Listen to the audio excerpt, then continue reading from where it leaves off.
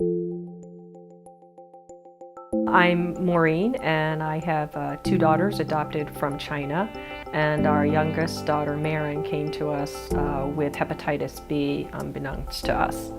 We had her in for treatment with interferon, and we put her into PT. I decided I would let them know that Maureen had hepatitis B, and the physical therapist was pretty good. You know, she didn't have an issue with it at all.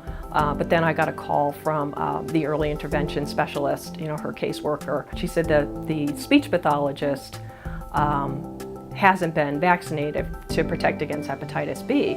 And I said, well, okay, well then she can get vaccinated. And she said, no, she doesn't want to be vaccinated to prevent hepatitis B. She said, we want to move her to a different school. And I said, well, wait a minute, that's not acceptable. You know, initially, because we didn't know anything about hepatitis B and we weren't really aware of the stigma, I think that we thought that people would just be accepting and they would be fine with it. When we took her back to where my husband lived, one of the relatives made a comment. I went to hand her, she loved holding babies, and I said, oh, here, why don't, you know, do you want to hold Maureen? And she said, no, I haven't had my shots yet, you know. And I said, well, you know, unless you're planning on sticking her and drawing blood or having sex with her, I think you're going to be fine, but that's okay, you don't have to hold her. You know, after our experience at that, a couple of different experiences, we chose not to disclose. And then we just completely went, you know, dark with all of the information. I always advise parents to think long and hard about it, and to initially not disclose to anyone about their child's hepatitis B. Because once that information is out, there's no taking that information back.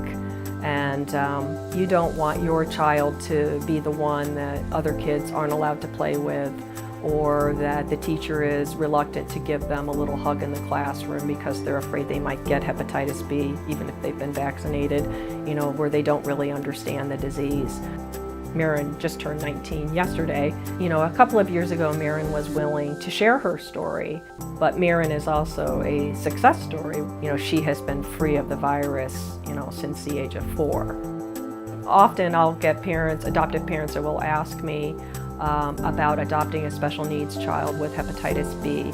And I like to tell them to first, you know, think about it long and hard, learn a little bit about the disease. It's, you know, it really is controllable. It is manageable. It's a disease you can live with, and, you know, you might live a very long, full life with Hep B.